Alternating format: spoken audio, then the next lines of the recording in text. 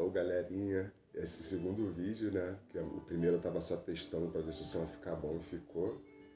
Agora eu tô mais confortável pra gravar. Eu tava ficando na mesinha ali, tipo, muito isolado da casa, tipo, a energia assim nem ficava tão legal. Aqui eu me sinto mais confortável, o somzinho já sai ali atrás. Então, sejam muito bem-vindos, nossos guerreiros aí do universo, nossos cavaleiros cósmicos e os nossos ninjas dimensionais. Também não deixando de fora os nossos alquimistas do abismo, né? Então, trago novidades, até então, mais uma vez sem roteiro, sem nada, mas eu queria, né, fazer essa pesquisa, porque todos os vídeos que eu entreguei foram baseados em vários downloads que eu vinha fazendo, e esse foi mais em questão de eu me mostrar, né? Quem é esse Rafael? Quem é esse cara que tá falando aí um monte de coisa sobre ego, sobre espiritualidade? Então, queria trazer um pouco dessa minha caminhada, que foi sempre um teste de fé, né? Já mostrando aqui como está sendo minha caminhada. Estou aqui com a minha turma Linda Negra, que eu não conhecia, fui pesquisar, que ajuda na absorção de energias e tal. Eu que sou meio esponja, né, empata, acabava sofrendo muito. Hoje a minha proteçãozinha está aqui até me ajudando a gravar, para apoiar o celular. E tem a cianita azul, que é do meu grande protetor, São Miguel Arcanjo, que eu não sabia, eu acho ela linda. Tá aqui também dando um apoio pro espelhinho, para eu poder ver se a gravação tá boa. E também, né, o tabaquinho que tá aqui presente, se alguém quiser patrocinar aí, ó, a crema tá presente. Tem o Itondezinho, que nem é mais o iogurte, mas é a aguinha. Mas estamos aí, ó, já que é pra fazer propaganda, né, tamo aí. E a moral da história, né, trazendo essa graça toda aí que eu tenho para trazer, o mais importante, copinhos de água, né, para as energias, ó, tá em dia. As energias filtradas aí, seja lá quem tá mandando o quê, boas vibrações, né? Assim, espero que a mãe fala quando tá bolinha, é bom, não pode estar bolona. Então, já citando a minha mãe, né? Onde que começa a minha história que eu acho que ninguém sabe, né? Então, vamos lá. Fiz o vídeo sobre a verdade, mas a verdade mesmo não estava lá e acho que eu nunca me abri, né? Ao ponto que isso tudo é um processo, né? Da gente virar essas chaves internas. Então, minha história começa assim, né? Que eu enxergo, eu com 6 anos, eu e minha mãe na rua. A gente foi parar na rua. Então, eu não sei os tipos de história que cada um aí já passou, mas a minha fé sempre foi testada desde cedo. Então, se eu não estivesse ali com esse enredo, eu não estaria aqui hoje falando o que eu falo. Então, não é questão acadêmica, não é questão de, eu tive um pai que era psicólogo, psicanalista, e aí, não, foi a vida mesmo, me colocando todos esses desafios e eu tendo que passar por tudo isso, ou, né, minha mãe não virou prostituta, minha mãe não virou bandida, não virou traficante, a gente teve que se virar, mas graças a Deus, né, a nossa fé, na mesma hora que a gente estava na rua, surgiu a salvação. E não foi Jesus Cristo que, desceu de uma nuvem e estendeu a mão. Foi um padrasto que eu tive, que quem vivenciou aí, teve uma vida próxima de mim, vai lembrar até hoje, que foi o Zilmar. Não deve ser difícil de achar esse nome no Rio de Janeiro, né? Então, assim, sempre foi um canal de luz, de amor, e foi o que me manteve de pé até hoje, assim, digamos, porque pelo que minha mãe poderia ter passado, né? A gente sabe que vive num mundo machista, né? Para uma mulher com um filho na rua, na época ela era manicure, pedicure,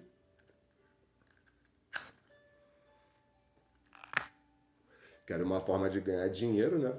Que ela poderia estar ganhando muito dinheiro com a espiritualidade, porque ela é uma média de ponta. Todas as pessoas que ela ajudou, deu caminho, se não estão bem hoje, é porque realmente não colocaram a risca, não seguiram afinco o que foi dito ou o que foi comunicado. Então, assim, e todas as pessoas que eu conheço que seguiram, nossa, estão muito bem, obrigado, e que continuem protegidos, porque são caminhos assim que eu olho e eu admiro. Então, são caminhos que eu sigo dessas pessoas que fazem o trabalho que tem que ser feito.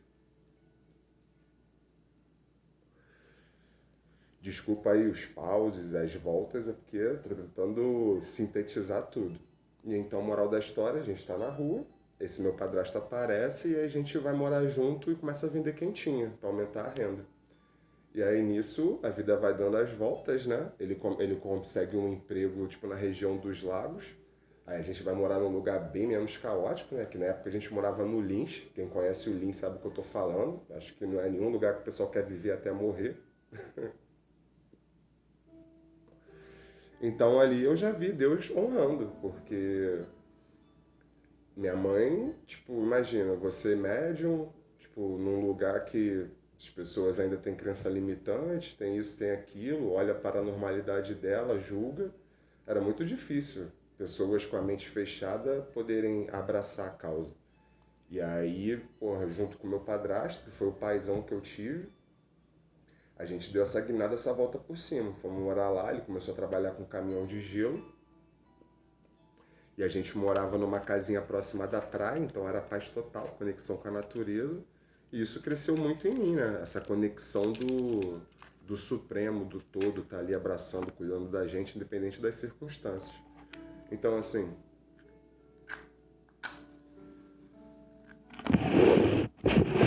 nessas horas a gente poderia precisar muito, né, de um ombro amigo, né? Às vezes a gente que tem até um conforto, né, já vive num ambiente legal, tem tudo que precisa. Às vezes tem aquele vazio ali, né?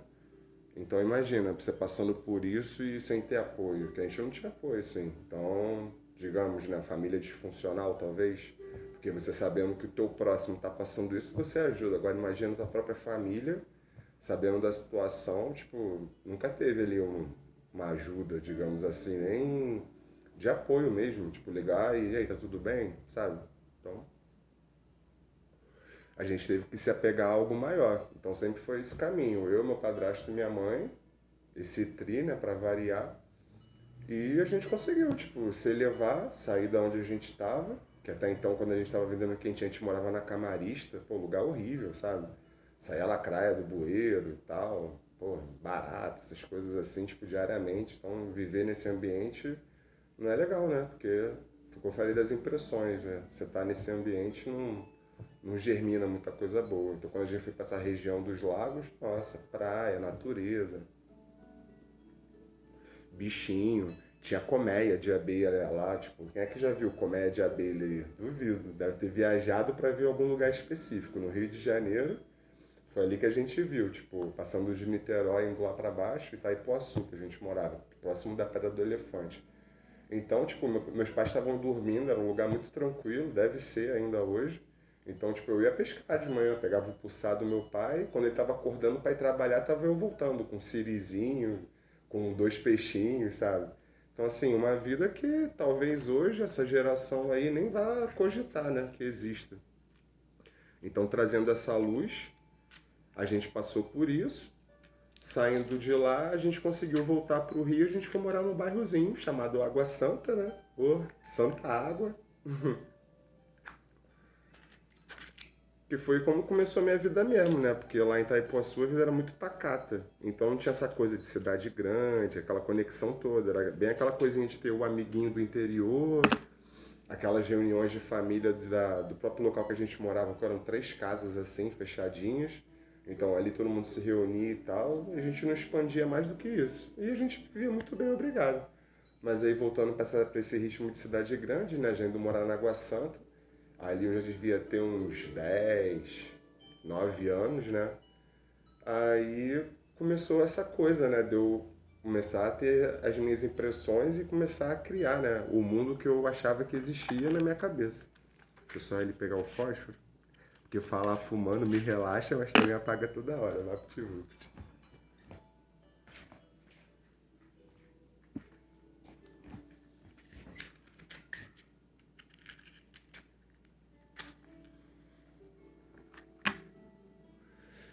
Aí ali eu já fui ter um colégio que eu fiquei bastante tempo, que foi o Mestre Mariano. Os meus amigos de infância aí devem até hoje lembrar, né? Que tipo, pô, era muito boa a vivência, até porque ali é um bairro pequeno, então assim, começava lá na Torre de Oliveira, a rua, assim pra mim, né, na minha cabeça, e terminava na 2 de fevereiro. Então aquela região ali toda, eu, né, com a minha cabeça de criança, pensava que era o meu mundo. Que eu sabia onde todas as ruas davam, subia todos os morros, porque criança, né, não vai ter problema nenhum com facção, com nada, ele tinha muito morro. Então ali, meu irmão, pintava e bordava. Tinha o clube do Várzea, que era o final lá da rua. Então pensando assim, pegou lá na direita, você tá na Torre de Oliveira, pegou lá à esquerda no finalzão, tu chegava no clube, pegou até o finalzão da Água Santa, chegou ali próximo do presídio 2 de fevereiro. Então ali eu já tinha um mapinha do meu RPG todinho, né? E ali a gente ia vivendo. Então eu ia me conectando muito com as pessoas ali, sabia onde cada um morava, como é que era o jeito de cada um. E tipo, isso é me dando um mapa de como eu poderia, né? Ir crescendo, né? Porque se a vida é um jogo, né? Era só isso que eu tinha. Não tinha esse conhecimento que eu tenho hoje de gnose, de autoconhecimento, de ó, poder do silêncio. Não tinha nada disso. Então eu tinha que usar as ferramentas que eu tinha. E nessa caminhada, né, como eu falei da minha fé ser sempre testada, eu esperava sempre o melhor, né? Porque depois do que eu passei daquilo ali, você ir ascendendo, você vai querer sempre o melhor, porque você sabe que é possível.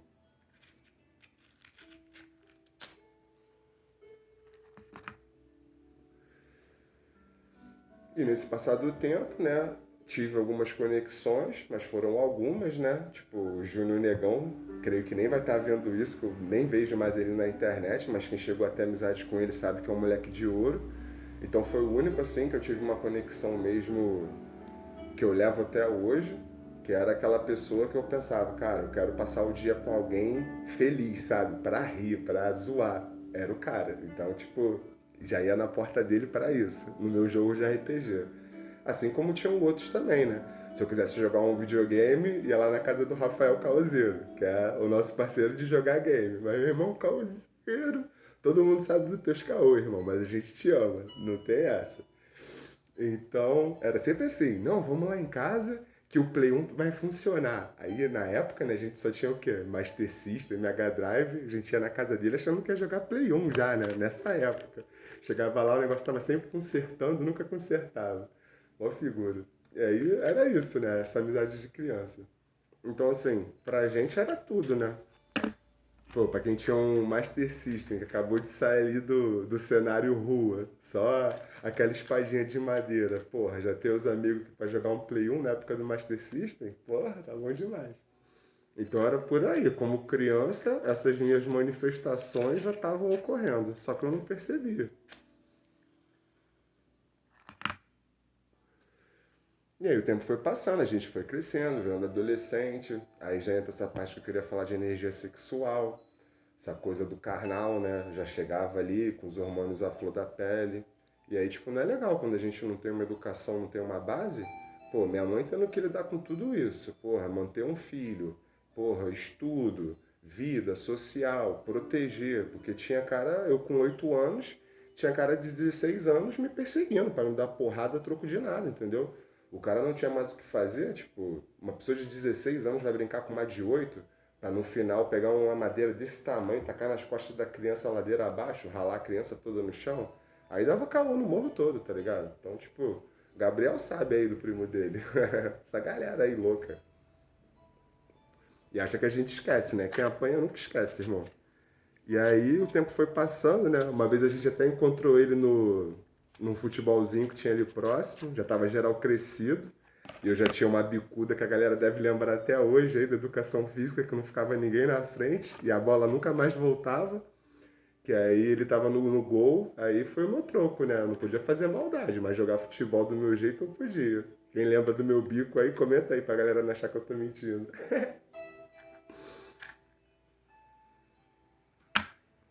E aí botei o bonitão pra ralar. Já devia estar com uns 14, 15 anos. Eu, né, grandão, devia estar com uns 20 e pouco dele, não muda muito, mas eu já mudei pra caramba em estatura.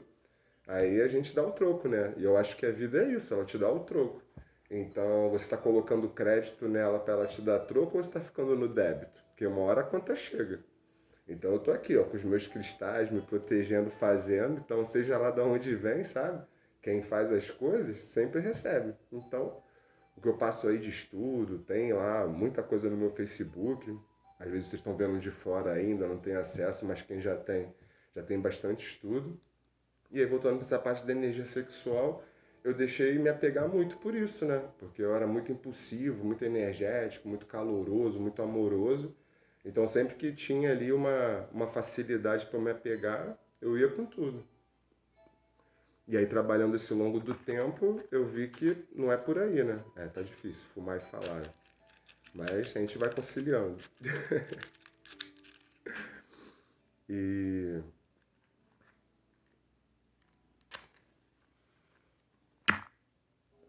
como eu falei de ser protagonista, né, eu não enxergava isso. Eu achava que quando tivesse a dois, a gente se tornava um, e aí, tipo, dava pra tocar o barco. Só que não é assim, né? A gente não pode abrir mão da gente nunca, né? Seja no relacionamento, seja na família, seja nos amigos, seja no trabalho, seja o que for.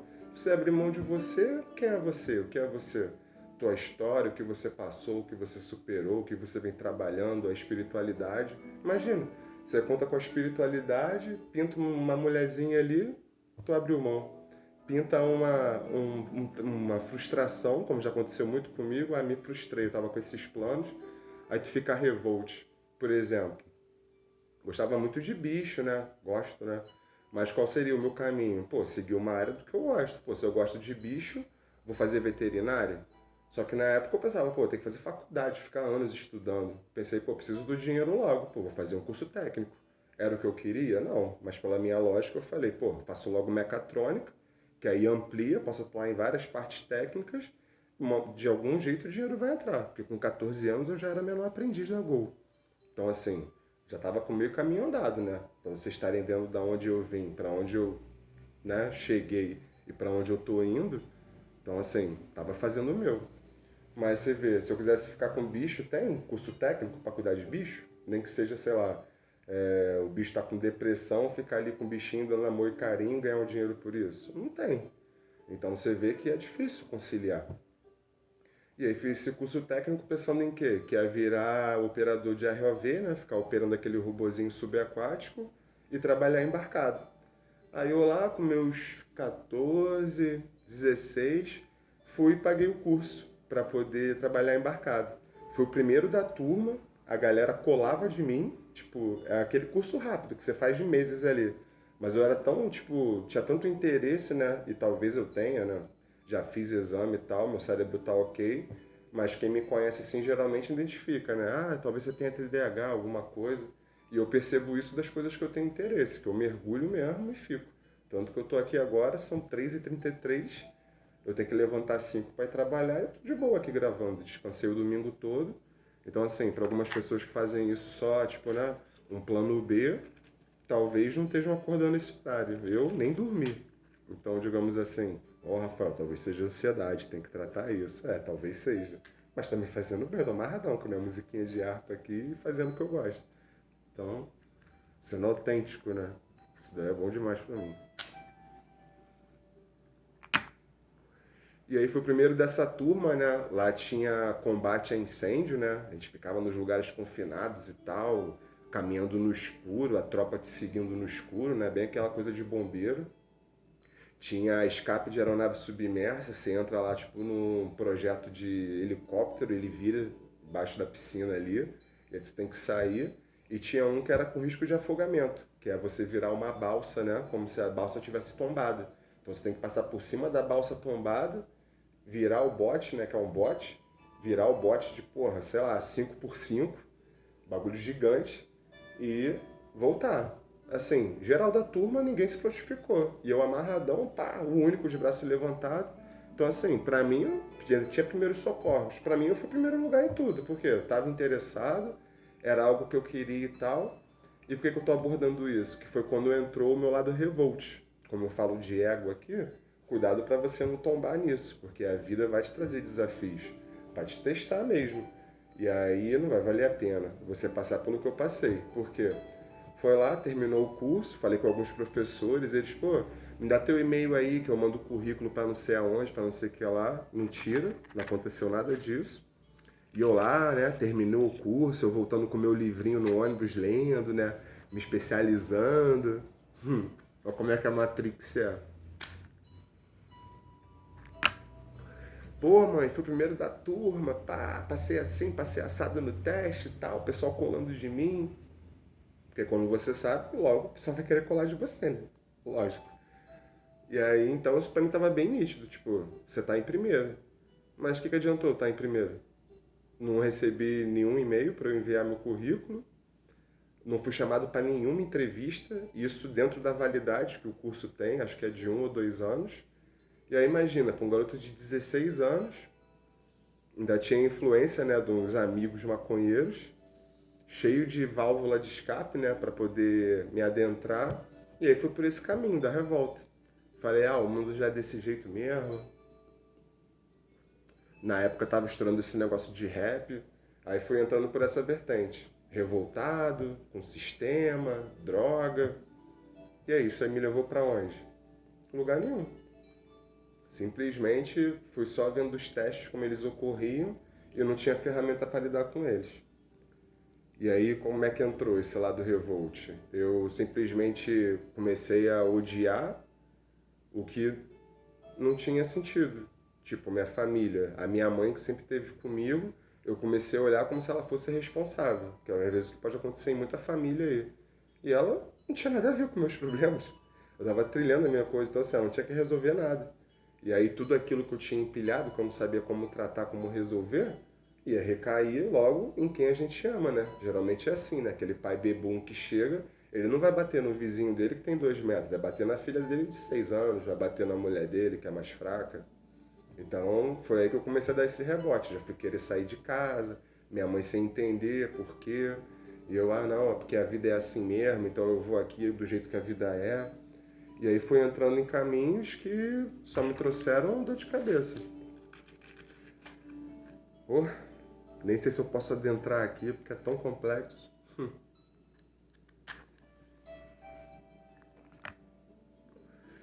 Fui seguir pessoas que eu achava que era da minha confiança. Foram as primeiras a me apunhalar, né?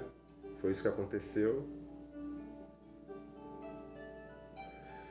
Pensava que elas eram fracas, que ela tinha alguns distúrbios, alguma coisa, pensava que eu poderia colocar minha luz ali. Só que, meu irmão, a gente está nessa densidade aqui. Você pegar a sua luz para levar para a terra, tá maluco, entendeu? Você tem que pegar a tua luz, alimentar ela, trabalhar ela, para você ser luz. Porque o outro não vai ter como, você não muda o outro, você não faz nada pelo outro.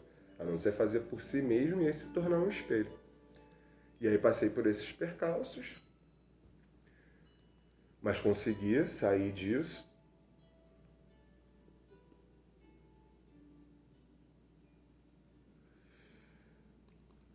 E aí comecei minha trajetória de um lado mais consciente, digamos, né? Tipo, já que eu não vou conseguir seguir nesse caminho que eu queria, que é a parte técnica e tal, vou usar os meus atributos que eu tenho. E aí foi quando eu comecei a trabalhar com evento, comecei como garçom, barman, essas coisas, tudo foi galgando. Já tinha um inglês intermediário de jogo, de música.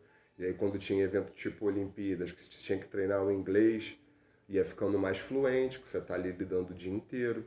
Então tudo isso ia aumentando as perspectivas, né? Abrindo os horizontes. Então, por que eu quis trazer isso hoje para vocês? Porque eu não sei quem está aí do outro lado passando o quê, só para mostrar que tudo é possível através dos desafios da fé. Então, foi assim que a minha vida foi e assim que a minha vida é. Só que hoje eu tenho mais ferramentas para lidar, assim como eu mostrei aqui, assim como eu falei nos outros vídeos. Mostrei aqui o copinho de água para vocês que realmente existe a energia. E que não tem como a gente fugir disso. Aí o último vídeo que eu postei agora aí foi sobre karma e dharma, que é pouco abordado, né? Então, graças à intuição que eu sempre tive, eu creio que eu sempre trabalhei esse meu dharma de forma inconsciente, assim. Então, eu olho assim para trás, não me arrependo. Fiz mais escolhas? Fiz. Mas já tratei todas elas e hoje sei lidar comigo, tendo esse autodomínio. Então, eu consigo fluir melhor na vida.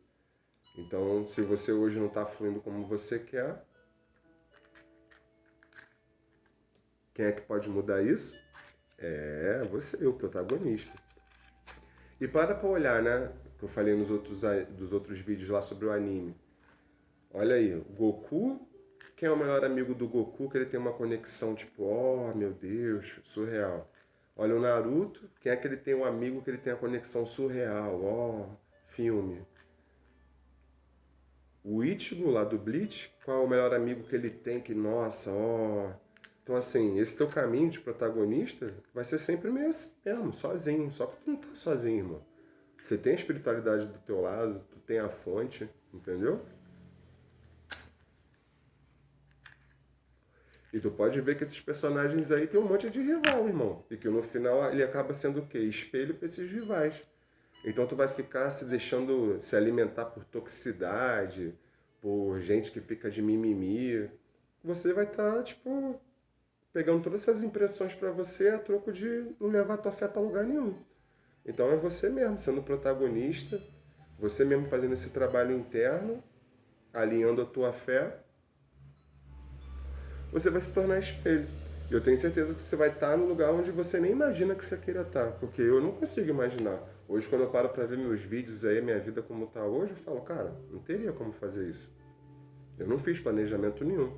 Simplesmente aconteceu. Hoje, como eu me sinto, como eu me enxergo, quando eu vou fazer minhas compras, o que eu vou comer, o que eu vou fazer. Pô, eu vou ali onde está ruído, onde está bagunça, ou eu vou para um lugar mais calmo, onde tem natureza, eu consigo me conectar comigo. Porra, eu vou pra academia. Academia, cara, estressa. Eu ia pra academia, porra, tinha gente dando ré em mim. O cara saía do aparelho e vinha dando ré. Eu vou pra academia, irmão, eu quero cuidar do meu corpo. Mas não, eu vou pra pracinha.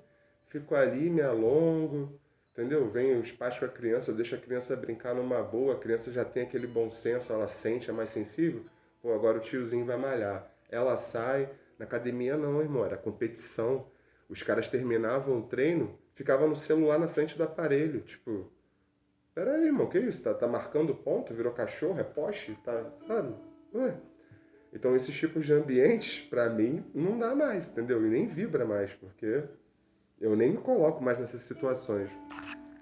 E tô bem, cara, tô bem com o meu corpo, sabe? Tô bem com tudo, não preciso estar, ó, bombado, ó, não sei o quê, porque vão achar. Cara, o que que vão achar o quê, cara? Quem é que vai bater na tua porta aí pra saber se você precisa de um papo, ou de um ombro amigo, de uma comida, entendeu? Então, assim, você é o protagonista e sempre vai ser.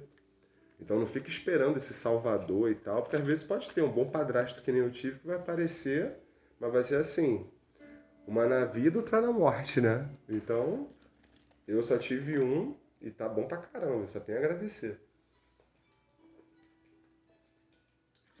E claro que vão ter pessoas significativas, que vão ser justamente isso, protagonistas da própria vida, que você vai ver como espelho, vai admirar e vai trazer todos esses atributos positivos para a tua vida. Então, assim, o que eu não tenho de atributo positivo, mano, simplesmente descarta, entendeu? Deixa lá que o próprio mal ele se enforca, se enterra, né? A gente vê com Judas aí, Jesus não precisou fazer nada. Só deu tempo ao tempo, ele mesmo se enforcou na própria corda. Então, o que eu vejo hoje sobre Dharma, sobre karma, isso aí que eu estou abordando, é isso, tempo ao tempo. Aproveita o tempo que você tem. Faça o que você tem que fazer, que é o dever de casa. Vai buscar autoconhecimento, vai se conectar com você, vai buscar auxílio da espiritualidade, porque eles sabem do que está rolando nos bastidores. Então vão te dar esse bizu aí. Ah, Rafa, mas eu não tenho um lugar para frequentar, eu não conheço ninguém. Eu também não, irmão. Eu tenho minha mãe, mas a minha mãe tem a vida dela. Eu não vou ficar aqui. A gente está distante. Eu não vou ficar aqui fazendo chamada de vídeo toda hora para ficar abordando cada ponto que eu quero. Eu boto ali no YouTube alguns canais de tarô. Eu encontrei agora um gringo bonzão, que eu não sei o que é Dragon, depois eu até passo o nome aí. Mas quem me ajudou muito foi a Alquimista Micro e Macro, foi o Gira Tarô. Então, assim, ali pode ter alguma coisa que ressoe com você e não tem muito mistério, cara. Você tendo autoconhecimento, seguindo os livros que eu falei aí, ó, O Poder do Silêncio, O Cavaleiro Preso na Armadura, já vai abrir bastante aí o teu potencial que é interno. E do externo, cara, que eu tinha pra falar aqui que veio, era o seguinte: a gente fica muito preso nessa vida terrena aqui, né? Ah, porque a gente tá no planeta Terra. Meu irmão, o planeta Terra tá onde? Porque tem muito disso, né? Ah, eu tô na piscina. Tá, mas a piscina da onde? Da casa do teu pai, do clube, da pousada que tu foi agora que tu viajou. A piscina tá em algum lugar. E o planeta Terra tá onde? Então por que a gente pega essa visão macro, mas reduz? Ele não está no universo? Ele não está nas galáxias? Ele não está nesse sistema aí que a gente não sabe onde começa e onde termina? Então por que a gente fica se limitando a ser um ser terreno se tem tanta coisa ilimitada? Quer ser um ser espiritual, quer ser da fonte, quer ser tão mais poderoso do que esse pensamentinho tão pequeno. Então era mais ou menos isso, tipo, a gente fica muito nessa ideia. Então assim, olha onde a Terra tá, cara. A gente tá aqui, ó, boiando no universo. A gente é o universo, né? E agora olha pro micro. Você acha mesmo que todo esse universo aí criado, todo esse poder dentro de você não tem nada? Aí você deixa teus familiares te reduzirem, você deixa teus amigos te dizerem o que é, o que não é, ou o teu chefe porque ele galgou alguma coisa. Você sabe da história do teu chefe? Teu chefe já fez esse vídeo aqui que nem eu tô fazendo, para tu saber de onde ele veio, para onde ele vai, como ele vai.